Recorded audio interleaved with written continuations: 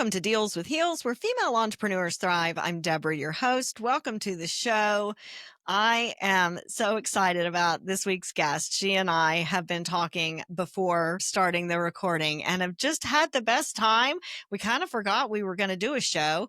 And then we were like, oh my gosh, we got to get the show recorded. So here we are. So if you feel like we're talking about something that you don't know what we're talking about, it's because it's running together because we talked for so long ahead of time, which is a great thing. So you guys are going to love her as well. And so I'm just going to jump right in. Nick is the founder of Nick Nieres Holistic Lifestyle, where she guides individuals on a transformative journey towards holistic well-being. With a background as a chartered accountant, Nick achieved significant career success by age 28, only to realize that true fulfillment comes from aligning the heart, mind, and soul. After overcoming personal and professional struggles, including a challenging divorce, Nick discovered the life-changing benefits of Rapid Transformational Therapy, or RTT, and now helps others unlock their full potential. Through her coaching, she empowers clients to create balance, heal from setbacks, and find deeper meaning and purpose in life. She is also the host of the podcast You're Worthless podcast, where she shares insights on self-worth, personal growth, and transformation. Please welcome Nick to Deals with Heels. Wow, what a superb introduction. Whenever anybody says anything about me and to read my introduction like that, I feel special. I used to not feel special. I used to prove myself with external things, external achievements, but right now I truly sit in that power and claim all of it. Even though I don't have anything that's just mentioned. You have everything, though. I am somebody my age growing up in the 70s and 80s in the United States. I'm Gen X, and it's very common if you were a smart kid, and in their little gifted program was what it was called, the little smart kid thing in school, for you to have your value based on achievement. That's a very common theme that I hear, and I definitely did. And my mom was happy, and I am a natural overachiever, and I'm annoyingly pretty good at most things I try. And so it was easy, right? When you're young, it's easy to make your parents happy by doing a good job and trying hard and having achievements in a variety of different things. Most of the time, parents don't even care what it is. If you're doing good, they're happy. But it's terrible. It's terrible for your adult life to be that way, because then you just push and push and push to get more and more and more. In my experience, anyway, it's not the greatest thing. So I've reformed, sort of. I've sort of reformed. Yes. So I have gotten to know you a little bit, but so the audience can get a feel for how you've gotten to where you are. Give us a little bit of like your story. How'd you get to your coaching business, where you are and out of corporate world? Okay. Well, thank you. You did a pretty good job introducing me already. So, okay, I am going to time myself as well so we don't get sidetracked for the next half an hour. So, okay, you hit the point, the nails in the head. Growing up, it was actually my dad that instilled that kind of mindset within me and my sister and I, and he always said this: knowledge is power. Education is the key to changing your life. Therefore, I can give you the richest in the world right now. We're from middle class, but if I send you to school, you'll have to make the best out of it. And so I did. And he was always very strict with education.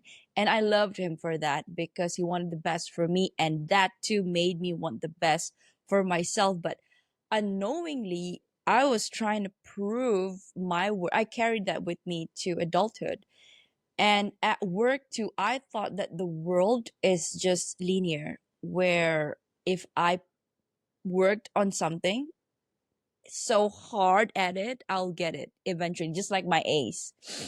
And so I entered the workforce at 19 because I wanted to get my hands on what's it like working in the corporate world and earning my own money. That's it, right? It's the independence of it. Yes. You got to have your own And I money have a to be independent.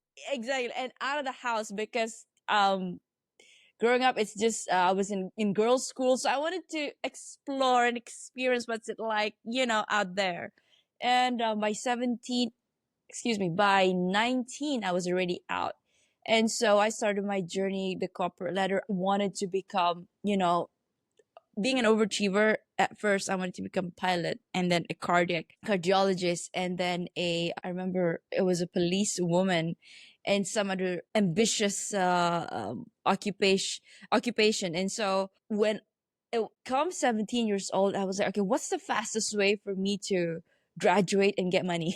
And that's being an accountant and getting my professional qualification. And so I did just that.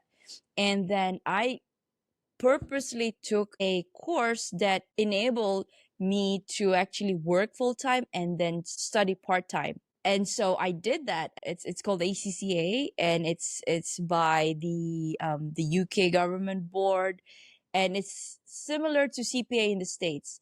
And so I did that. So by 20, I just did 1 year of full tuition with the university, and then off I went to the working world, part time, because my dad, I remember him telling me very well, okay, you need to support yourself already. You keep on asking money. Although, I can't afford that. I can only give you this much, but more than that, you gotta. Get So a I did that. job. That's the whole thing, Get a right? I job. raised Yeah. 5 kids, so Yeah. that's the deal. You want all that extra stuff, then you best go figure it out. You want that phone? You I gotta got my go. I got my very first job when I was 12, Well, yeah, if you want to go back, yeah, I was right? At the already an diner entrepreneur. Like, at oh, the love diner it. in the little small town that I grew up in, Uh and, huh. um, a friend and classmates' parents and grandparents owned the cafe, and I got a job as a waitress in I bet you weren't even born, 1978. No, yeah. Got my first job, and, I learned how to cook a lot of things when I was there too, and learned work ethic, and it was nice. I still make chicken fried steak and stuff that I learned how to make in that diner, but, it was kind of a different time, but that's awesome, and you had such great success, but no fulfillment, huh? No, no, because I was just chasing after the so when you jump, you had this notion when you jump, you can demand higher pay, right? Because when you're jumping higher than your previous position, and Mhm. especially if you're joining a different organization. So I did just that. So I was going on this trajectory that, okay, if I stayed on as a consultant or as an accountant, I'll be sure to hit my target by 30. So at the time I was so naive. I thought 30 was like the Old golden, age, old yeah, age. and then yeah. uh, 30 was that I would have my kids, I would be settled, I would have my career, my money, my what, yada yada yada. A husband too. Okay, don't forget about that. And so and then life after 31, after 30, I completely I erased it, or I just said that, okay, it's gonna automatically show its way to me in the best way possible, and it did in hindsight right now. And so Didn't feel 2016. like it though, did it? Didn't feel No. like that's what you were getting? You felt like, "What the heck is this?" I And thought you were supposed to be my sending me all whole life started again when I'm 30. It's like I had to unlearn everything about what I knew to relearn about the Nicolette that is supposed to be carrying out the mission she's put here on earth to do. And right. it's been 5 years since, and yeah, still figuring And you're shit doing out. you're doing it, right? So you talk a lot about and other people do too, talk a lot about imposter syndrome, and I think that a lot of people don't know what that is, or they know what the definition is, but what's it look like when a person has imposter syndrome? What do they do? What do they think? How do they like if I Like had right it, how now, would I I could be recognize it? faking it. I mean, I could be laughing at you. We're interacting. We've been interacting for like the last 1.5 hours. Inside, I could be thinking, "Oh my god, oh, Deborah's gonna find out that I'm a fake." Ah, That's imposter syndrome.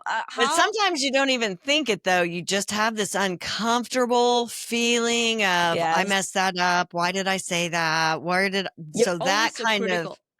okay, so Yes. that kind of critical feedback when you're saying Mm-hmm. to yourself, man, why did I say that? Why did I wear that? Why all of that questioning is And is a the very embodiment of imposter syndrome. exactly. Okay. And during that, before we started, we had some technical issues. I could have just said like, oh my God, Deborah's gonna hate is a strong word, but that what would Deborah think of me? Like I'm not professional, right? And I Right. would Then I don't so have my that would shit dictate together. exactly that would dictate the tone of the interview. Like so I was quick to shut that off and just quick to discard it and then just go and experience it and feel it as this exact moment. I mean shit happens. And It it took me does. a while. It took me a It while to was, get to where I am. and I find that a lot of times it happens at a convenient time. So you were my Yeah. last interview of the day. And so it was fine for us to just laugh about it because we had plenty of time and we But got what it happens fixed. if it's not at a convenient time, Deborah? You'd be extra harder on yourself. Well, yeah, I might be, but I try, I naturally always try to diffuse and make the other person feel better, but the world isn't like You that. see But if exactly. I don't see it, Ah, right? If you don't communicate it, it's just in and I can't feel it from you. Like my! most people can't.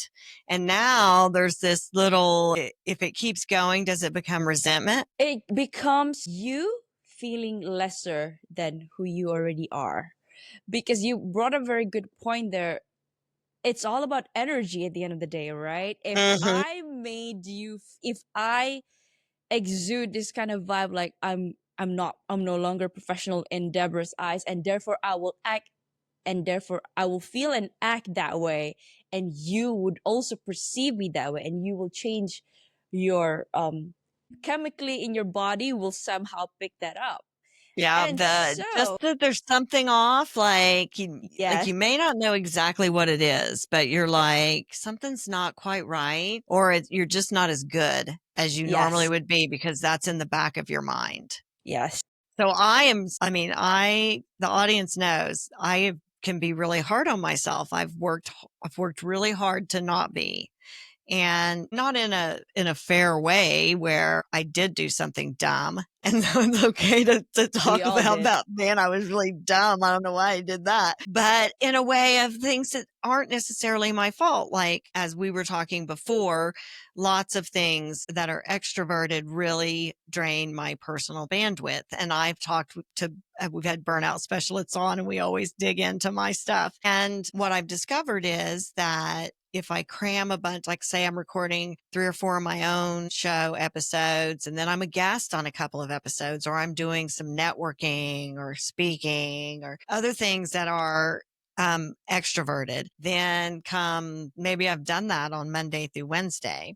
And now come Thursday, and I'm like, womp, womp, that can't do it. And I'm not sick, right? And so I just can't. I just feel tired and lazy. And so I would be hard on myself.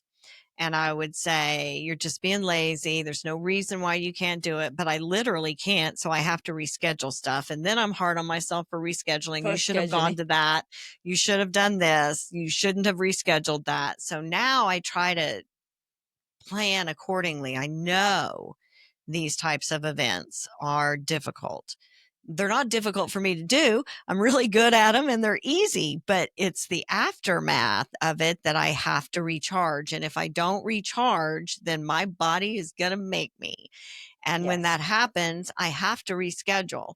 So I try to proactively either not schedule towards the end of a week where I've got a lot of those things, back or end work to do. Yeah. yes, and in fact, we had a guest in season 2, and she talked about using stoplight colors for your color coding your calendar. And Christina, my former co-host, was like, "Yes, we can have these be this color and this be this color and this be this color." And I'm like, my creative brain would just be pretty. I wouldn't know what any of those colors mean. I have great memory, but I wouldn't memorize. I might know what one of them means, but the rest of it would be meaningless to me. I would completely ignore it. My brain just doesn't operate that way. But Hannah, our guest, was like, no, no, no, no, no. What I'm talking about is if you know an activity drains bandwidth, then you color it red. And if you have one And you give that's buffer. fairly neutral, then you make Yeah. it yellow, and something that's empowering, you make green, and you try to create your schedule where you see a balance, but it's not always possible. Yes. So if I see a week that's really red on the front end, then I know I'm not going to be able to do that most likely, and I reschedule it. Then if I feel like I feel good, maybe I got my recharge in quickly, then I can add things in. Mm-hmm. But subtracting, man, I am hard on myself. If I have to do that, I'm so hard on myself and But dad. how do you So do it? You're like, I don't know, you're close to 60. I mean, I not am. yet, not yet, but then I'm getting there. how do I and you look fantastic, by the way. For those listening, tuning in right now, I'm looking at her, and she said, when she said her age, I mean, I said, you don't look like it. Well, I will tell you that being healthy makes a big difference. And I was not as healthy as I am now at 58 than I was in my 40s. I really wasn't. And I just focus on taking care of myself and educating myself about taking the right supplements. I have some methylation DNA mutations that prevent me from absorbing nutrients. It's a common problem. Close to half of the American population has a specific one, and we can't methylate B vitamins. And in the United States, we spray our entire grains that we produce here with folic acid. And if you have that gene mutation, which half the population does, you can't digest folic acid and it makes you sick. Causes lots and lots of problems, and they don't talk about it. But so educating myself about those things, and if you're interested, email me. I'll send you some information. Got to get somebody on to talk about it that does it. But those types of things, eating good, taking care of myself, being active, getting exercise has really made the most difference in my life than anything else. I don't eat fast food. I found myself at my very bottom, my worst. All I did was eat fast food and bring it home and sit and eat it and watch TV. I don't live my life that way. I do things that I love and I enjoy, and I focus on physical strength more so than what I look like or like the cardio. Oh, you got to get this much cardio in. And I focus on being physically strong more so than that. And it's made a big difference for me. As we get older, things like leg strength become important to maintain an active lifestyle. And so I was an athlete. It's important for me. I don't feel normal if I don't feel Yeah. strong. And You so don't have an outlet to expended energy towards, and you need that being an athlete, or if you're just used I'm not to. really an athlete anymore. I mean, I played intramural basketball, point guard until into my early 30s. I was in a bad car wreck, and high impact is difficult for me after that. I've had 2 back Well, surgeries from that. But even then, folks, I'm wearing heels. I take good care of myself. So all of those obstacles are you can overcome those and turn your health life around even by just some minor changes. And it's amazing the difference that it can make. And it makes a big difference in your mindset too, right? mm-hmm. And I want to go back to the part where you said you feeling, and we were just talking about this before we started our real interview, which is now. Mhm. If you're feeling something, that is actually a sign that because your body knows you better. Sometimes you even doubt your body. And if you're saying that I don't feel well, that's actually there's a trigger system within your body saying, okay, we need to tell Nicolette that this part here is not good. If she keeps on going, it will, I don't know, disrupt whatever that she has on for the next few hours. And so, and because, okay, and I cannot speak this for everybody, but I want to lean into the understanding of my own body. And because we talk about this being somebody who's a Scorpio, and I'm a feeler, and I Mm. lean into that. And of all the times, 99%, the times that I ignore them, the feeling that I have, almost instantaneously, the universe is gonna, something is gonna happen and will just prove me, see, I told you. Exactly. If you, yeah, yeah, It's like my grandma saying, "Should have listened. I exactly. told you that You, was going to happen." yeah, and the universe is saying it like that. It's no words needed. It's just, yeah. And Right. so, for me growing up, and also I also want to talk, because we're talking about energy and all those things. It's the doing. And I think I've got a lot of, because it's from my dad. So the dad imposes on the eldest, me being that, and just go, go, go. And so I lean into that going, the forward motion. And I used to be so difficult with receiving compliments, receiving love. And this has also made me feel that now, this is the exciting part, where I actually said yes to my ex husband then because of this phrase that I had in my head. If I don't get married to this person that's actually so madly in love with me right now, I'm not going to be able to find another guy in the future. Right. No, but knowing Sabotaging, exactly, sabotaging. and there were Because, already red flags, Deborah. I just chose not to see them. My parents said it, my friends said it. You, Nick, you getting married at 26? Among all of our friends, you should be the last one. And here I was the first one. Yeah. And the guy was actually 24. And so, and I also believe that, I'm not saying there isn't like, there should be a specific age that you should get married. There isn't. If you feel it's the right one, you should. But again, in hindsight, Deborah, the paradox of it, had you I had not those gone, questions. You had that yes, instinct. You had that gut instinct. yes, And rather than lean into that, you went over and justified. And so leaning into it, if you'd have leaned into it, you might have found he was meant for something else, or you may have found, but leaning into those uncomfortable feelings can be a really big part of transforming, because there's only one way to make them not uncomfortable. It's just only to one face way. them. You can't, you can stuff them down, you can ignore them, you can do all of those things. But every time you're faced with that same situation again, that same uncomfortable feeling is going to be there. The only way to get rid of it is to deal with why you have it to begin with. And sometimes that gets so far removed, you're so far removed from the actual event that caused that emotional pain. You're so far away from it, you don't know what that is. And so that's why you need help, typically, either in counseling or coaching. And you talk about this, I want to say it right. It's RTT, Rapid Transformation Therapy. Yes, Tell the audience what that is exactly. it's Because rapid. anything that's rapid, I mean, let's face You're it, scared. Okay, one of okay. the problems, well, one of the issues I think for most people, the barrier to going to counseling is, I don't want to have to endlessly talk about something that's painful in order for to feel better from it. Why does it have to take so long? So when you see a therapy that can help you with those issues that actually has rapid in the name, it makes you think, well, how can we, See, this has oh got my to be god. the quick start, right? So Yes, yes, please yes.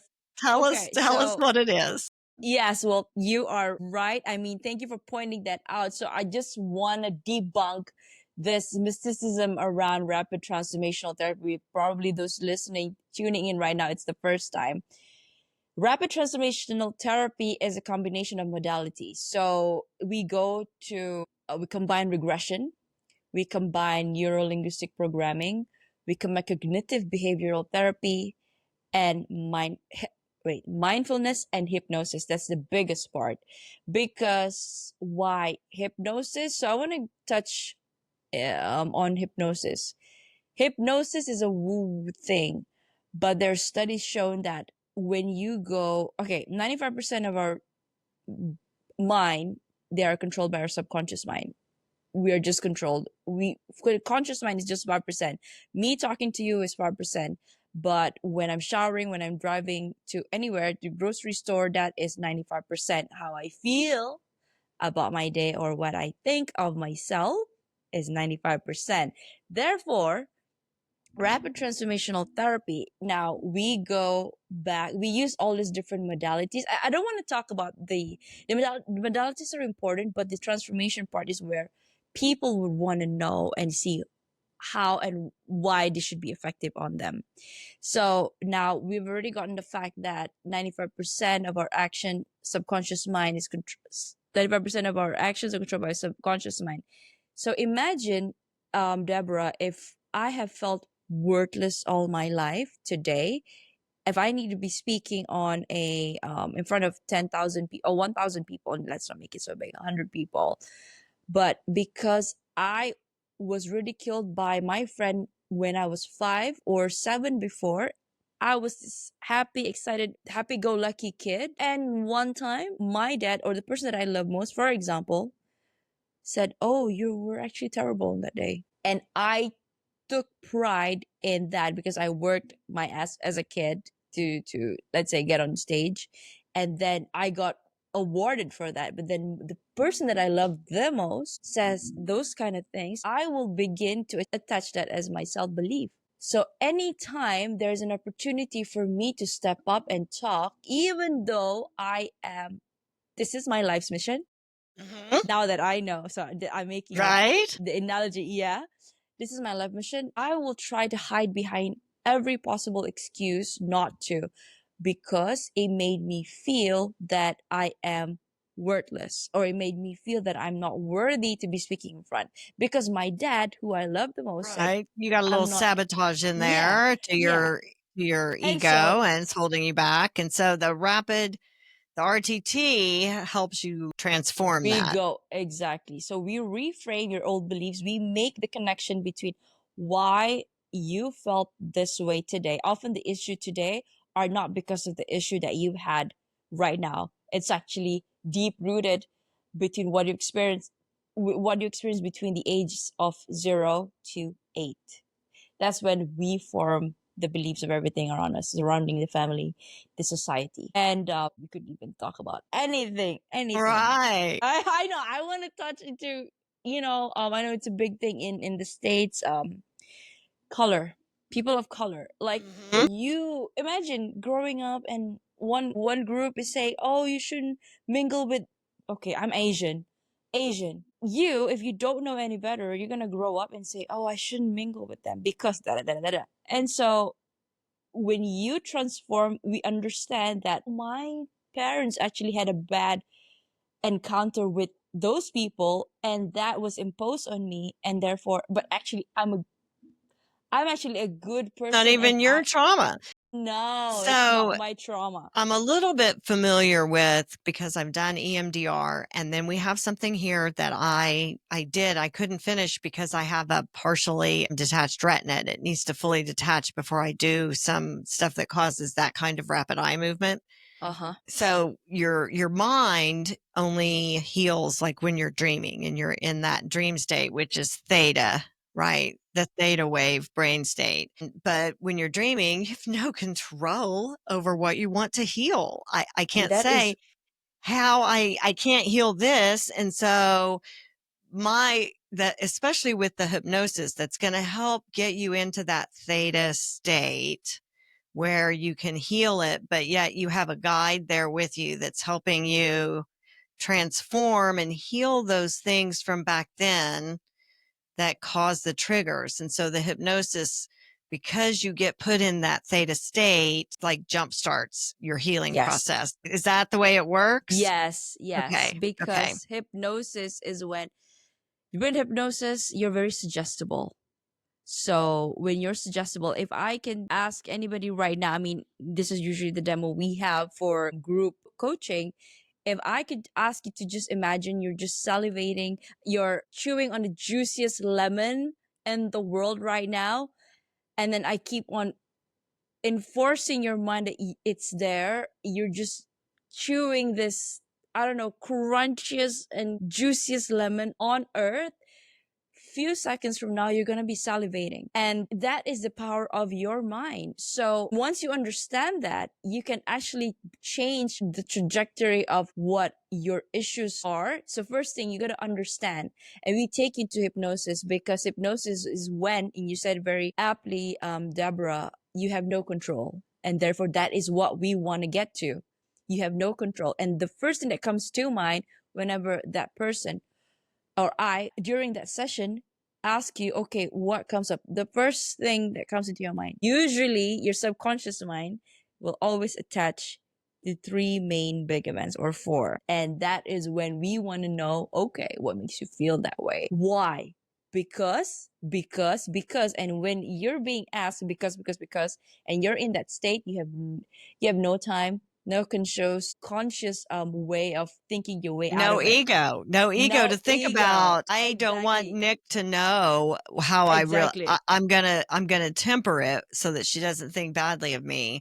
We all do our thing. So when you're in this hypnotic state, she's able to ask questions and guide you through it and discover those triggers. And let me tell you, you guys have heard me talk about how I healed my triggers, and it would have been nice to have. Now, some of them I did in EMDR, but a huge portion of them, I would get to where if I felt that way, I was able to take a step back and ask myself those questions myself. And then I would have like conversations with that part of me that was young. And I have like a picture of myself that I already had. And we had a guest, and she was like, well, just talk to a young picture of yourself if you struggle with the imagination one.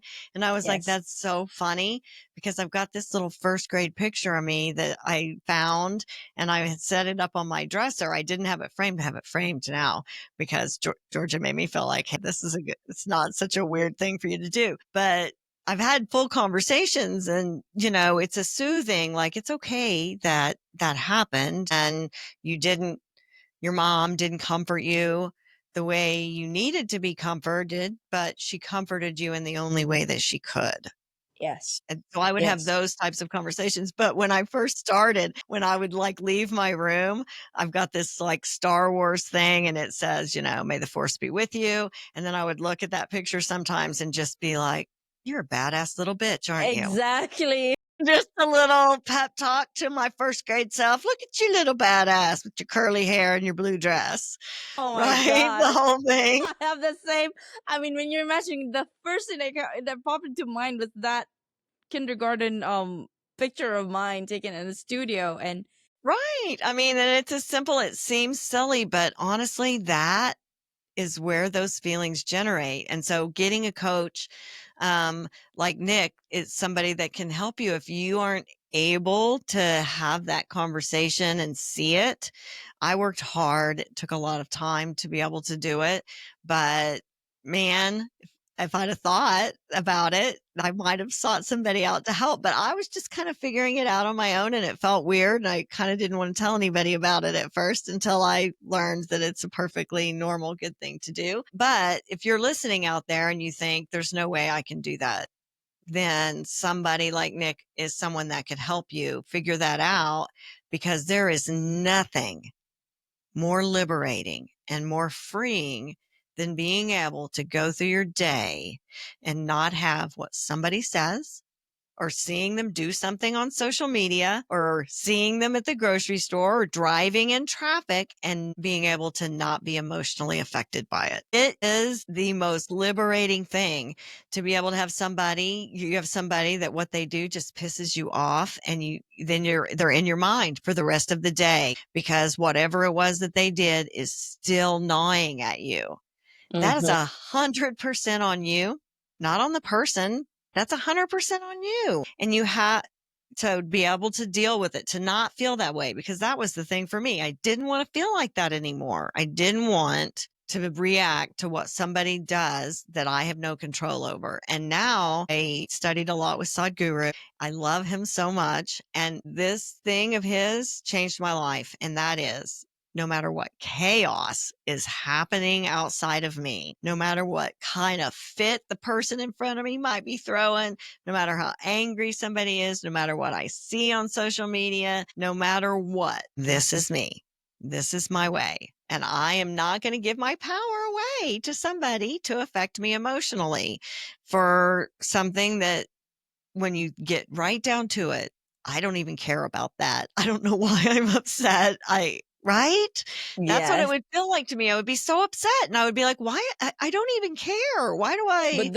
But the moment you start asking yourself, why do I care? That's when the awareness kicks in. Yeah. And that is the first step to unraveling the triggers. Why do I feel this way? And then you keep poking at it, and you have to be, I don't want to use the word brave here loosely, but then you just have to face that. And I think we're okay, You do being have to be Scorpios. brave. It's like the Yes, scariest thing ever. Honestly, exactly. it feels like the scariest thing ever. And if it's something that can make you so upset driving in your car and something outside of your vehicle got Hmm. you so mad, then that's pretty important to fix because honestly, are you ever going to see that person in the car again? Probably not. Did they do it on purpose? Probably not. So it doesn't have anything to do with that person in the car. And figuring that out will 1000% change your life. Figuring out why it's like that. Why do I feel like that? It's the most liberating and freeing thing, and it frees your mind up to where it can be creative and focus on the things that light your soul up rather than Yes. being mad and staying mad all damn day about it when I don't even know that person's name. It made me so mad in the car. And they don't even care. They don't even know that I exist. Yep. So why am I expending my energy, which is, the And vice versa is true as well. If something that I'm doing or saying is making somebody really upset, Deborah it's on 1.0 you. Yeah. might have adjusted her behavior not to Dumb it upset down. people. Yes, water it down so that you're not making people upset. And that is wrong too. You just be your weird, loud, unwatered down self. Because here's the thing, and what really made me think about that person that's mad, I don't have a second thought about them. I've moved on. I did my thing that made them upset. I've moved on. I'm not thinking about them or anybody else that may have heard it and liked or disliked it. I've moved on from that. It's in the past. And so somebody's all upset about something. And I've had this happen where I had an interaction with somebody and then sometimes a day or even a little longer later, and I communicate with them and they're still upset about something. And Oh yeah. I don't even remember what it was. So and that just makes them madder usually when they find out that I haven't even thought about it again. But that's a really good example of how you can get yourself so worked up and not know why, right? You don't have any control over it. You are just fired up for no reason, it feels like. And so that it's just a terrible way to feel. And you don't have to feel that way. There's a way out. Mm-hmm. So, we talked so long before, but we're already at the end of the show. So, Nick, please tell the audience if they are in that place of questioning, how can they find out more about your coaching services and more information about RTT, Rapid Transformation Therapy, and all the things? Okay. Well, Deborah, I just want to say thank you for giving me the opportunity. I love you and I love your energy. And thank you for inviting me on your platform to share this small little knowledge of mine to So your. essential. I mean, it is life changing to do it. If you heal and get back on your true purpose and can live without being emotionally affected by the actions of others or inactions of others, then it's life changing. It's really important what you do. And you're obviously not the only one that does it, but honestly, you have such a great take on it. And so I'm grateful to have you on the show. Thank you. So, I mean, for those listeners tuning in and they are resonating and they want to know more and they say, okay, if Nick is the real deal, we have to cover for all those people. Right. Nick is the real Some deal. Okay, She you got guys. some free, hypnosis assessment stuff she's about to bust Exactly. out, you guys. Exactly. If they wanna, they can go on to join my mailing list, and you can download hypnosis audio. So it targets four main challenges today, which is weight loss, deep uninterrupted sleep, public speaking, and also how to attract wealth. Now, this is an element of my coaching system. And so that's number one. That's the freebie. The number two. She's an accountant, so she's got all the Yeah. finance stuff down. She can tell you all your whole scarcity mindset money Yes. blocks too, I'm sure. Yes, yes, yes. Thank you for slotting that in. And also, if you're not ready for a one-on-one coaching, I also have digital guides and it covers all areas: energy activation, wealth, mindset, reset guide, overcoming self-doubt, and guidebook, anything under the sun. And then, well, if you're ready to work with me, then we can take it on for my one-on-one coaching where we will go, well, there's a framework that I created. It's called Worthy, Authentic, and Abundant Framework. And it's a 3-step. I'm so excited. I'll be with you hands on every step of the way. And also, I want to point out, I have leaned into my intuitive side, feminine side. And so I also offer readings, energetic scan, and assessment.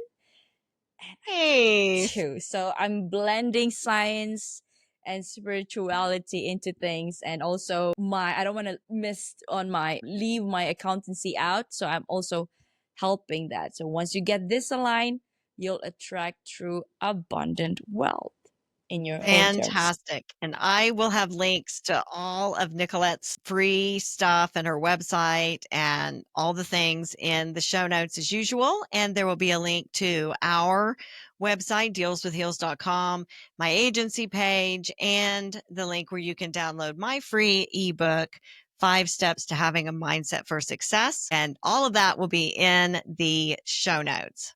So until next week, thank you so much, Nicolette, for coming on and sharing your vast wisdom and for having so much fun before we went on the air, too. Thank you so much for showing us all of the good stuff about fixing and healing our triggers and transforming into better human beings.